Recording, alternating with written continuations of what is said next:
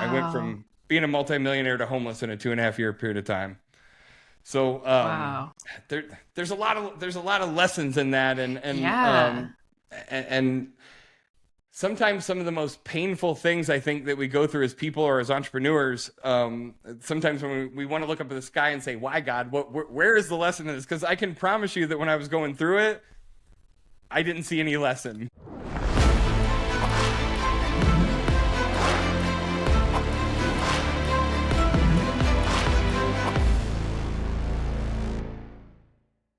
Hi, Jason. Welcome to the show. Hey there, thanks for having me. So you came from nothing to building over 10 multi-million dollar companies, and I want to start there. Tell us about your journey and your story. Well, it sounds good to say that, and I appreciate that. Thank you. I think the success comes from screwing more stuff up and making more mistakes than everybody else faster. So I think the quicker you get to making mistakes, the quicker you get to the other side of that. But I grew up in a small farm town. You know, I didn't have role models. My dad wasn't a great guy, and he bailed on me and my brothers and my mom when I was 12. And so not poor me, but I didn't have Yeah. entrepreneurs around me. I didn't have people that owned businesses. That was never the thing. What the thing was for me is that my mom had three boys, and she was a nurse, and she worked 60 hours a week and my dad didn't pay child support. You know what I mean? So she dedicated her life to making sure that me and my brothers could, wear a polo shirt to school every once in a while or whatever. She sacrificed so much. And so I think my entrepreneur spirit really came from like wanting to take the burden off my mom. Like if I could figure out how to make money, then she didn't have to sacrifice as much. And so I think that's,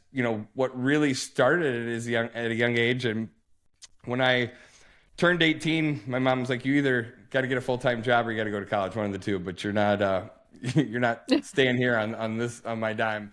So I enrolled in college and I got a job at a collection agency. And that was kind of my first, not my first job, but my first real kind of corporate job. And, you know, I remember walking in there every day. It was an ocean of cubicles. We collected for Discover, Citibank, all the big credit card companies. And I remember seeing Yeah. people that were 30 years old, 40 years old, 50 years old, 60 years old. And I remember thinking to myself in that moment, like, I'm not sure why God put me here yet, but it wasn't for this. And nothing against anybody that worked there or anything else. I just knew that, man, I don't want to spend the next 50 years of my life coming into this cube and calling people that haven't paid their credit card bills in 6 months. And, Yeah. there has to be a better way. There has to be a better reason. And so that was the start. One of the guys that I worked with there left and got into the mortgage industry. And I went to lunch with him one day and he had showed me, he was making about three times what I was making. And he was helping people get their first house as opposed to calling delinquent, people that were delinquent on their credit card. And so for me as like a 20-year-old kid, my thought was help somebody buy their first house. Sounds a lot more fun than what I'm doing here, and it pays three times as much. Let's do that. So I called the state of Missouri and asked them, like, what does it take to open a mortgage company in Missouri? And they said, well, we'll send you the packet. And I got this, Oh, wow. packet that was this thick of papers. But after I combed through all of it, there was only two things that I couldn't do at the time. One was 50,000 in cash that they required, and one was a $2 million surety bond, which sounded like a big deal to a 20-year-old, but after some Yeah. phone calls, it really wasn't a big deal. And so 2 weeks after my 21st birthday, I opened that company in the spare bedroom of my condo, and Wow. that was the start of that journey. I will say some of it was luck because it was 2001, and that was right at the beginning of when rates started to drop. I will also Right. say it was the other part of it was just a ton of hard work. One thing that my dad did instill in me when he was around was that your job as a man is to work and provide, and he instilled a you could say terrific or horrific, probably in the same sentence, work ethic, meaning that I was at the office at 5:30 in the morning. I left at midnight, 6 or 7 days a week, and Wow. we grew that company to about 100 employees to around $20 million a year in annual revenue. To Nice. we're the number one rural housing lender in the state of Missouri, and I'm not saying, hey, look at me. I'm just saying like that was just hard work, grit, right mentors, right people around me. And I didn't know anything about that world or that business, but I had a drive and a determination to make it happen. Amazing. Um, so along the way, what kind of challenges have you faced? You mentioned, making mistakes earlier on. So what were some of those challenges and mistakes that you've had? Well, I'll tell you one of the biggest challenges was 2007. Right. We scaled that business and grew that business. And every day was better than the day before. Every day we were growing. Every month we made more money Hmm. than we did before. We weren't out of balance. We didn't. We had debt and things, but it was well within reason. It wasn't like we overspent or were Yeah. irresponsible. But I came to the office one day in middle of 2007, when the market collapsed, and I'm there at 5:36 in the morning. I open my email and there's 9 do not fund requests from Fannie Mae and Freddie Mac saying, do not fund this loan, do not fund this loan, do not fund this loan. And we would get those every once in Wow. a while. Like if they did a verification of employment the day before and somebody quit their job the day before they closed on their loan, it would happen once in a while. But to have 9 in the same Right. day, like that never ever happened. We probably didn't get 9 in a month. So I knew something was up, but like there was no warning, if you remember. I mean, there Hmm. wasn't like, hey, this is going to happen or bad thing. Like the media portrayed that the housing market was the strongest it had ever been. Everything was great. Everything Yeah. was perfect. And then one day, the whatever the Tower of Cards falls, and we find out that it wasn't okay. It was actually really bad, and all kinds of bad things were happening. And we went from bringing in several $1 million a month in revenue to losing 100 grand a month in revenue. Wow. And I couldn't stop it. I could not work it. For 2.5 years, we bled that amount of money every single month until I was in a spot where there's no money left, and I had to make a decision like, do I pay my own house payment or do I pay the office rent? And there was no job I was going to go get that was going to pay for the lifestyle that I had created. So I chose to pay the office rent, and I lost my own house to foreclosure, cars repossessed. I mean, I went Wow. from being a multimillionaire to homeless in a 2.5 year period of time. So Wow. there, there's a lot of lessons in that, Yeah.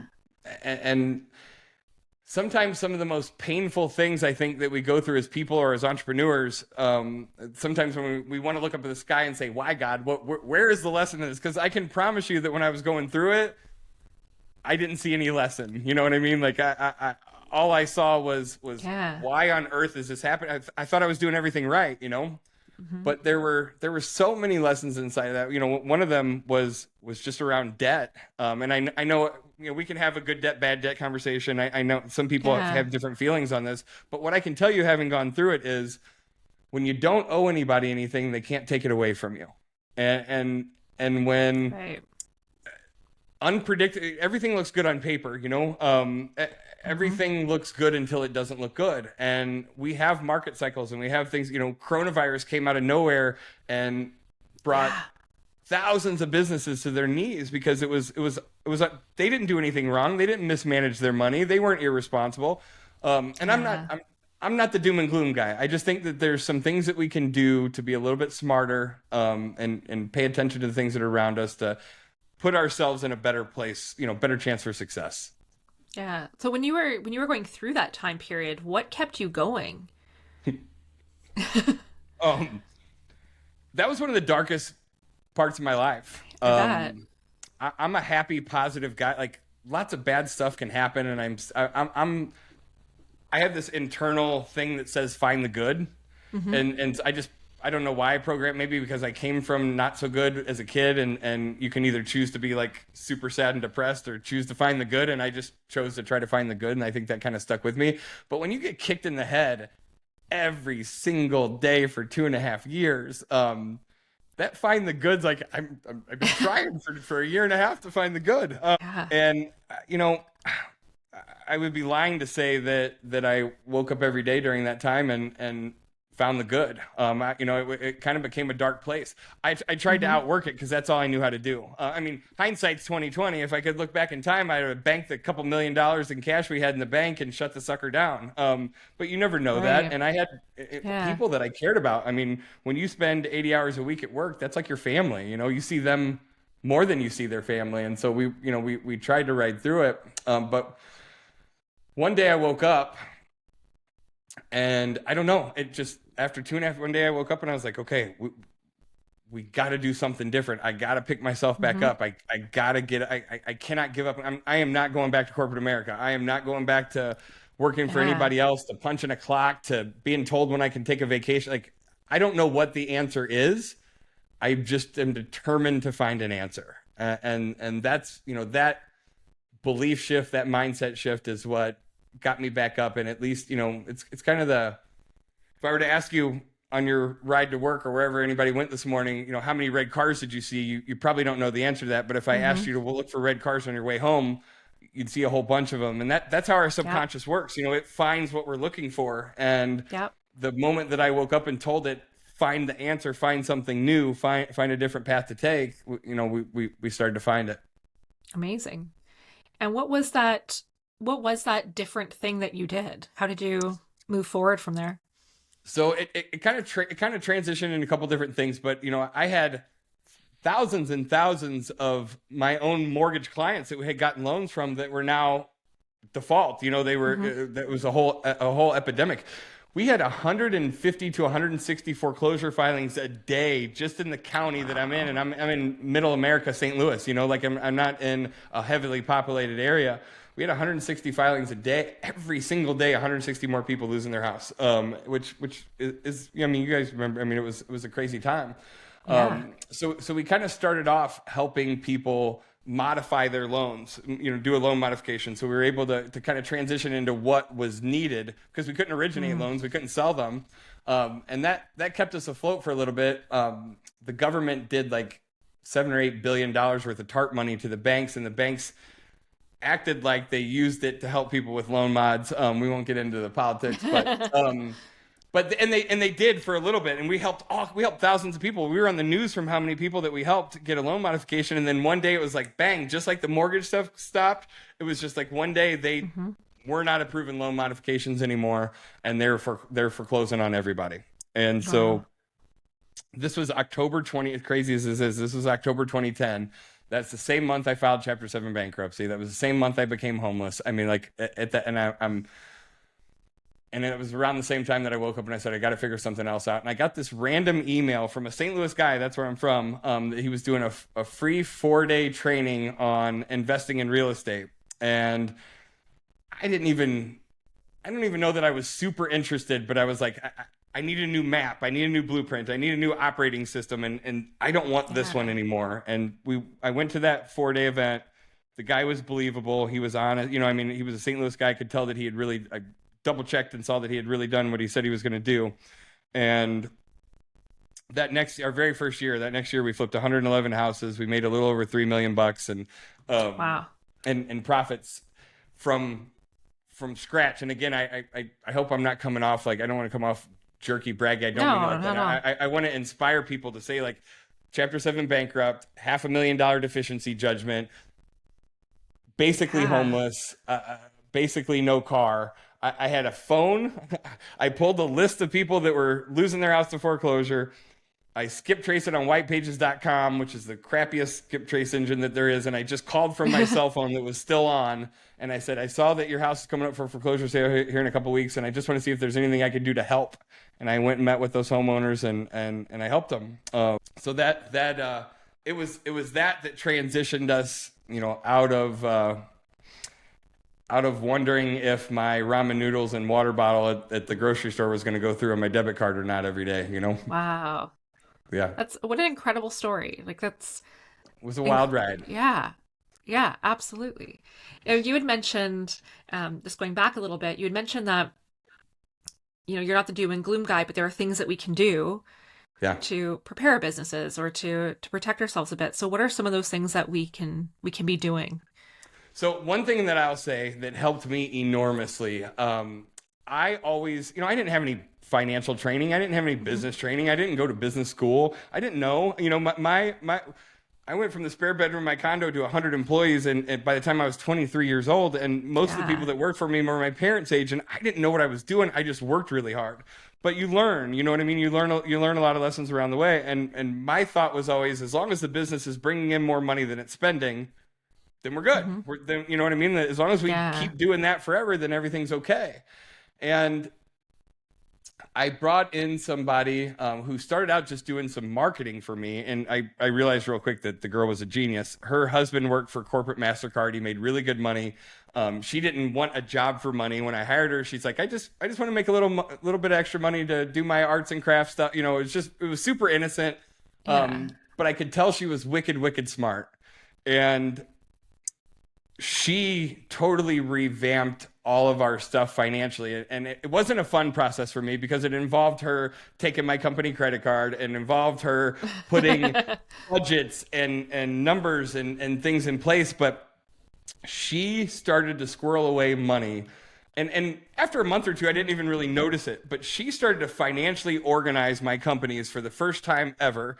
And she planned for things like pandemics. She planned for things like what if worst case scenario happens. She planned for an event that we need to do 2 years from now that costs $50,000 to put on. And we may as well start squirreling money away for that now so that in 2 years from now, when it comes time to put on that event, we don't have to figure out where the money's going to come from. It's already there. She started to run it like a business. And that was 10 years in of me being an entrepreneur at a fairly high level before I honestly got my companies financially disciplined, financially organized. We call it financial buckets. We teach a whole thing on it now. Nice. But it was her that did, it was her that figured that out. And she ran her own life that way. I mean, she had an Excel spreadsheet, and out of every paycheck that came, they were paying for their kids' school clothes 2 years from now. And that to me is like level 10. I want no part of that, so I resist. I don't balance a checkbook. That's not, we all have things that we're really, really good at, and we all have things that we're not so good at. I'm not so good at, I'm not doing QuickBooks. I'm not doing that. But we have to as a business. Someone has to. And I think one of the important things to know is that whether you're a CPA or you're not, and most of us aren't, but even if you are, it's probably not the highest and best use of your time in your entrepreneur, in your business, to be doing your books. And I can't tell you how many businesses I work with. I have a client in Texas that owns a construction company, and we were just on the phone the other day, and he's like, I spent the whole entire weekend doing QuickBooks. I'm like, what? Why are we doing QuickBooks? A good bookkeeper costs $30 an hour. And there's not that many transactions. I mean, you're talking about probably $100 a month to have a professional do your books and save 10 or 15 or 20 hours that a fraction of that could have been invested in your unique genius zone in your business, what you're really good at. And you would have made 100 times what you saved, the $100 that you saved from doing your own QuickBooks. But I mean, these are all the lessons we learn from making mistakes and Yeah, absolutely. And I feel like you're speaking right to me right now because I have been there. I did my own books for a very long time before I finally smartened up and realized I hate this. I was always behind on them because I don't want to spend my time doing that. It's not fun. Nobody likes it, right? I mean, there's nothing cool about that. No, exactly. Except the bookkeepers. They like it. But we don't. That's not why we're in business. We're not in business to do that. No. Yeah. And it's not what pays the bills, Exactly. I did mine for a while. Well, I should say I was responsible for doing mine for a while, and I didn't. And next thing you know, you're 3 years behind, and you haven't filed taxes, and and then that looms on you like a stress. Just spend $50, $75 a month, hire a good bookkeeper, let them come in and do your stuff, meet with them for 30 minutes a week and answer the questions that they couldn't figure out, and never have to think about it again. Invest that time where you're brilliant, and spend time where you're brilliant. Yeah, I think that's such great advice, and I hope everyone listening takes that advice if you're not already working with a bookkeeper. Now, most businesses will fail in their first 5 years, and I know this is something that you speak on. So what are some of the reasons that most businesses are failing, and what can we do differently? Great question. I've been blessed to be able to travel around the country for the last 10 years and get to speak on stages and teach people business, teach people real estate, those type of things. And I remember being on a plane to Phoenix, and there was a big group that I was going to speak in front of. And I had this thing come over me, and it was like, why are you even doing this? And again, that's so outside of character for me. I love to give, I love to show up. I love to feel like I'm making a difference. And I was super excited to go there, but something came over me that was like, why are you doing this? And the question was, you go and speak in front of a group of 300 or 400 people, and you tell all of them where there's $1 million worth of gold buried under the ground, and all they got to do is get in their car, drive there, and dig it up. But maybe 10 people out of that 300 go and dig it up. And the other 290, that they heard the same thing that the other people did, but Yeah. you see them a year later when you come to speak there again, and they're in the exact same place that they were. And I know everybody can resonate with this because we've all been in the exact same place that we were a year ago in a certain area of our life. Maybe it's I want to go to the gym, I want to get healthy, I want to start this business, I want to grow the business, whatever it is. And a year later we're in the same spot. So I'm not making anybody wrong, but it came over me like, why? Why? You spent money to come hear this presentation that I gave, and then they're not doing anything with it. And why is that? Why, as human beings, do we do that? And I started really to kind of zero in on that. And there's a whole psychological component to why we say that we want something, or internal conflict, why we say that we want something. And maybe it's fear of making a mistake. Maybe it's fear of failure. Maybe it's fear of looking bad. Like, we all have these internal dialogues. I teach people a lot of ways to change that. On the business side, one of the first things that we start to pay attention to. So I'm kind of like a doctor of businesses, businesses. And I say that because, like, when a doctor sees 1,000 patients, you start to learn symptoms, you start to see patterns, you start to see things. And over 24 years of being an entrepreneur, I see businesses that are people that start and grow businesses that are super successful. And I see the 90% that don't. And I start to see the things that cause the ones to work and the ones that don't. One of the first things that people could start doing right now, if you did this in your business and you called me and said, Jason, I'm having trouble in my business. If you were doing just this simple thing, I could probably fix it in 10 minutes. And that I call metrics. So I have 4 pillars, 4 M's that I teach. One of them is metrics. And I know it's not fun to keep track of this stuff, but even if you did it at a simple level, if you just track this, write this down, not you, but your audience. Number 1 is how much marketing is going out. Start tracking whatever it is that you're doing to lead generate for whatever business. I don't care if you're a doctor, a lawyer, a packing company, whatever it is. How much marketing is going out? That's category number 1. Category number 2 is inbound response. How much inbound response is coming in off of the marketing that's going out? Out of the inbound response that comes in, category number 3 is meaningful conversations. So out of the responses that come in, how many of those are meaningful? Because some of them are take me off your list. Some of them is I don't want your product, but I want to know how many meaningful conversations that we're having. Out of the meaningful conversations, I want you to track how many offers are being made for whatever your product or service is. And then the next one that you need to track is how many of those close. If you just track only that in the beginning, if you track that for 30 days, I can pretty much tell, and this is what happens with most people. I had a lady that paid me a lot of money from Tucson. She actually owned a big CPA firm, and she saw me speak in Arizona, and she called me and said, hey, I want to come to your office for a week, and I want you to help me build out this whole new business. I don't care what it costs. I'll write you a check. And it wasn't something that I really did like that at the time, but what she offered me was kind of impossible to say no to. And it's my jam. It's what I'm good at. And so I'm like, okay, let's do it. But I have also like this internal sense of responsibility. Like I want her to get 100 times more than what she paid me. So we spent the whole week. We designed the whole business out. She goes back to Tucson. She implements it. And she calls me a week later and she says, Jason, that was the best money I ever spent in my whole life. We got 76 inbound phone calls from people that wanted to do business with us this week. I couldn't be happier. Thank you so much. She was ecstatic. Yeah. She calls me a week after that and she's irate pissed. She's super mad. I took her money. I tricked her of this. And I'm like, what?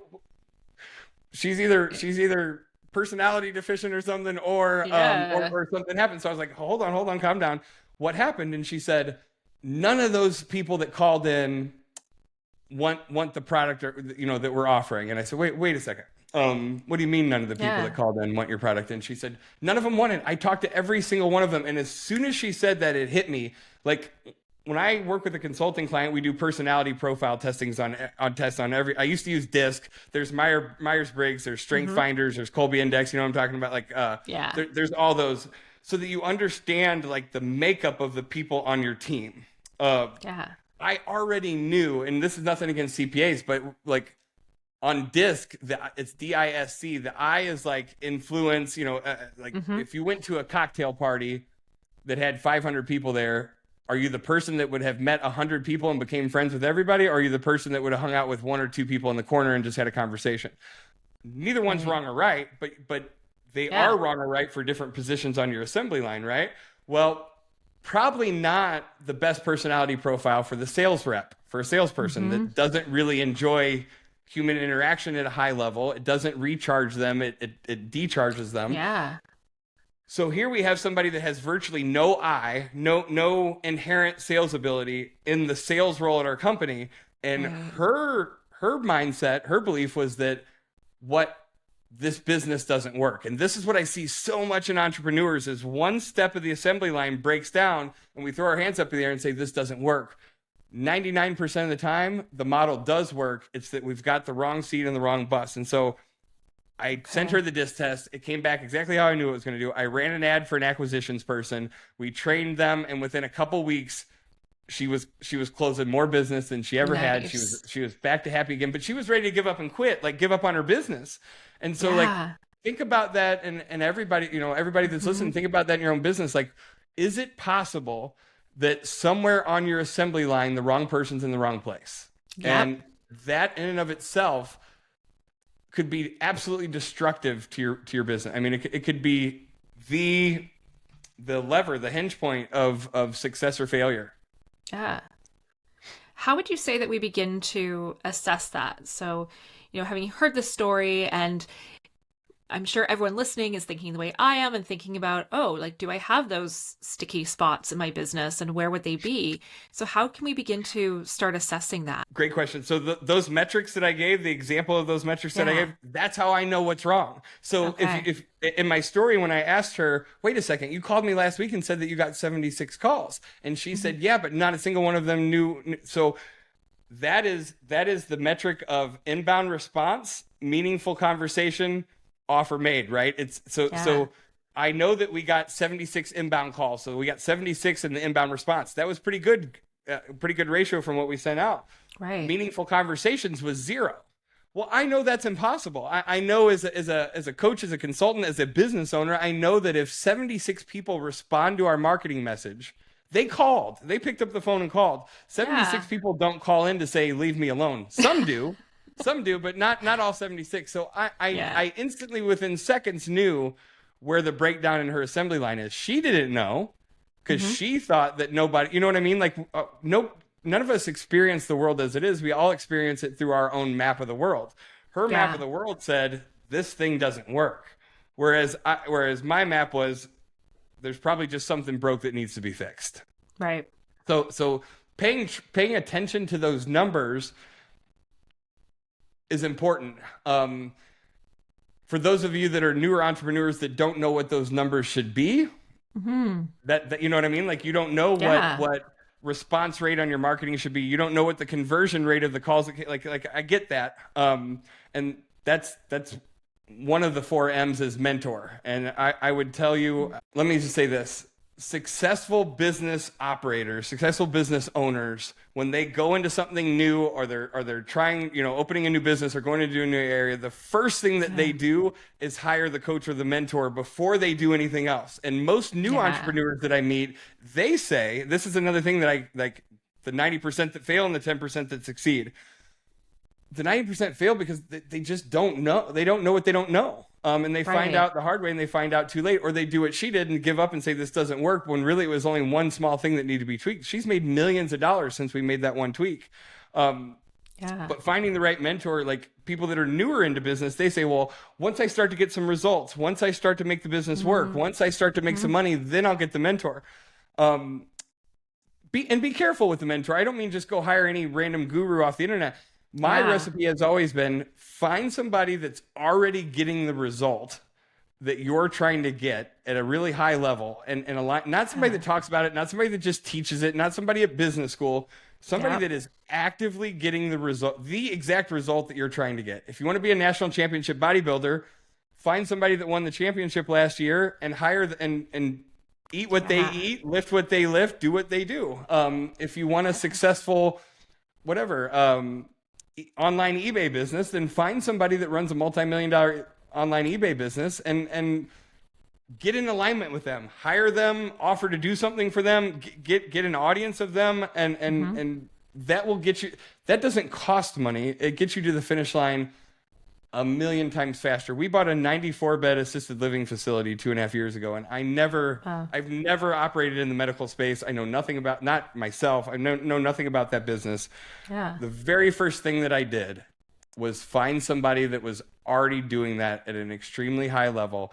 And before we ever even closed on it, I paid them, I brought them in and said, tell me what I don't know. Tell me what I need to pay attention to. Tell me the things that I need to look at on a weekly basis. Tell me what my metrics should be that I should be tracking. Tell me, what should my food cost be? What should this be? What should that be? What do I not know? You know what I like that could save you 10 years of muddling around, and millions of dollars, honestly. Yeah. Yeah, I think that's wow, that's great advice, and I think that's something that often is overlooked. Like you were saying, that's why people are failing in business, right? And they just don't know. Like it makes logical sense to say, let's wait until we make some money, or let's wait until we have some success, and then we'll go and find it. But it's not. It's not how it works. By that time, we're too far the wrong way. We don't have the money. It's a broken system, and once you understand that, you can start to get different results. Yeah. Now you've mentioned your 4 pillars, and you've talked a little bit about them. What are the other pillars that we should be looking at? So another one is model, and what I mean by that is I have people that come into my office, and we call it a business breakdown. We do it like a half day to a full day session, Cool. and we just tear the whole business down to scratch, and we rebuild it the correct way. And I guess the best way for me to explain an 8-hour process in 3 minutes is I've helped. My main kind of thing is helping people transition from solopreneur to entrepreneur. And what I mean by that is whether you're doing 5 million a year in revenue or you just started, so many entrepreneurs experience this. I did it for 10 years. And that is where we put ourselves on the assembly line in so many different places. Yeah. We're probably really good at one of the jobs, but we're not good at the other 6. And we're 100% of the time, any business that hires me to help them scale, 100% of the time, it's the owner. It's the owner that's the bottleneck in the growth of the organization. In my own stuff too. We got to figure out, and every single business that I sit down with, they say, well, you don't understand. This is a doctor's office. You don't understand. We're a law firm. You're not a lawyer. You don't understand. No matter what business it is, they tell me I don't understand. And I get it. I get why they feel that way. But my response is always, with all due respect, you don't understand. Thanks. You went to law school to learn how to be a lawyer, and you're a brilliant lawyer, and I have absolutely no business telling you how to be a better lawyer. What I can do is help you run a better law firm. I can help you run a better business because you don't know anything about that. Like you've managed to get by the same way I got by, which was as long as we make more money than we spend, we're in good shape. But that's not the way we grow. That's not the way we scale. That's not the way we have legacy. That's not the way we get ourselves out of the way. And I was a slave to my business. Like my business didn't serve me. I served it. I have multiple different companies. We're in the 8 figures a year in revenue. And my work schedule is 10 to 2, 3 days a week. That's it, period. Nice. I would have argued with you. I would have argued to death that that's impossible and that doesn't exist. And because again, my work ethic was my job was to work. And so I had so much resistance to that. It was a mentor that brought me through that. I can tell you that if you're working 60 or 70 hours a week in your business is suffering because of it. It's not being better because of it. It's suffering. And I know everybody that's here that's going to have resistance to it. I did too. I argued with the guy until I started seeing it with my own eyes. But I'm telling you, so the model thing is about understanding what it takes to make the business operate. It's almost like pretend you're helping somebody else set up a business in another state. It's not yours, so you can't go to work there. Mm-hmm. What would the business need to really be a business? To go from being an operator to an owner. An owner, I don't go to work at my 94 bed assisted living facility. It's in Milwaukee. I don't live there. Right. I'm the owner, not the operator. And that is something that took me years to learn, but it was something that once I grasped it, I really learned it in an instant. It just took me 10 years to grasp it. So if I can help you guys speed past the 10 years of banging your head on the wall and trying to be the trying to be the end all be all, but imagine the business as if you can't put yourself anywhere on the assembly line, and model it out like what are all the tasks that need to get done is step number one. Step number two is what departments do we need in order to make this business run, whether we're there or not. Number three is to take all the tasks and organize them into the corresponding department. And then number four is to look at all those things and say, of all these 500 tasks that it takes for this business to run, which one of them is my unique genius zone, and which one of them pays my dollar per hour? And I do a dollar per hour exercise. It's really simple. It's just basically figure out how many hours per year you want to work, figure out how much money you want the business to pay you, divide it, and that gives you your dollar per hour.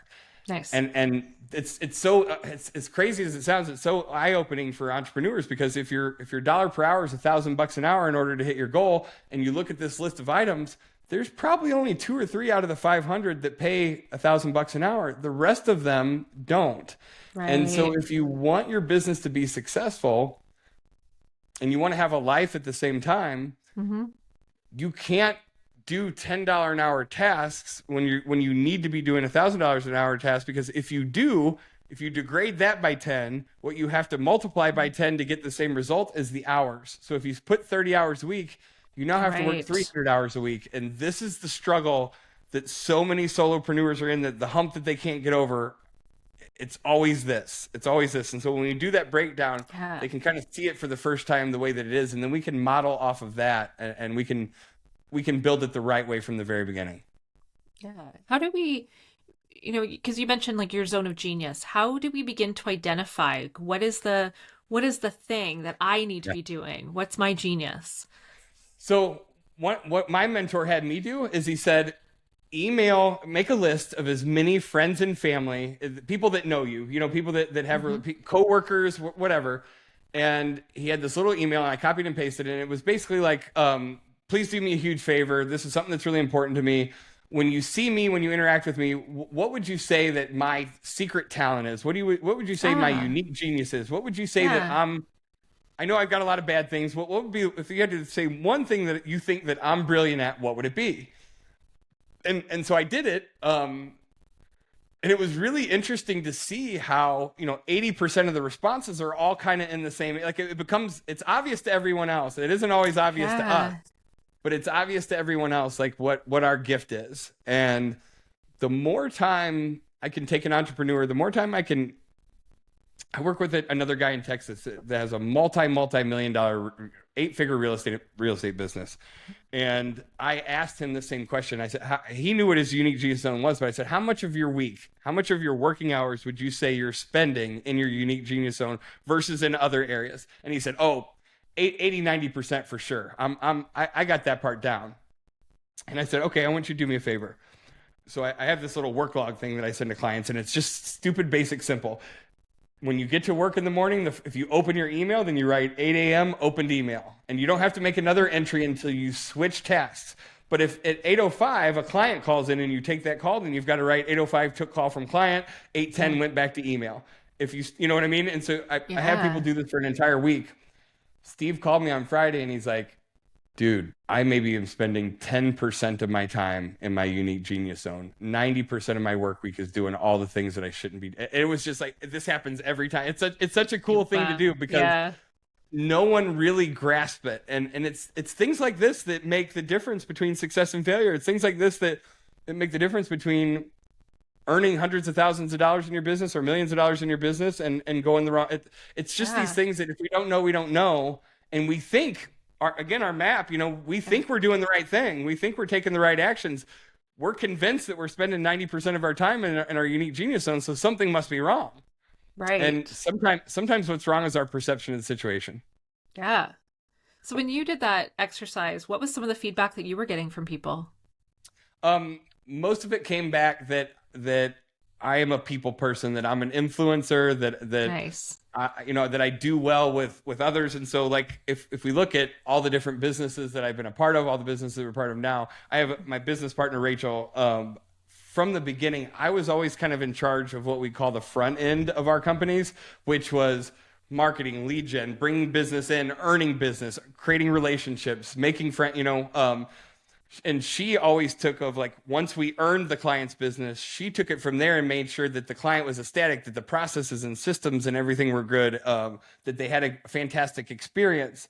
And Yeah. so my unique genius was always on the we've done a lot of lending for real estate people, with our own cash and with investor cash. It's one of the businesses that we have. And I was the one that would meet the people. I'd travel around and I speak and I would meet people, and I would bring in all the relationships, but I'm a disaster if I have to like gather their pay stubs and tax returns. And these are the lessons that we learned. And I would do that. And people would say, well, I've got a closing on Friday. Can you wire us the money for the loan?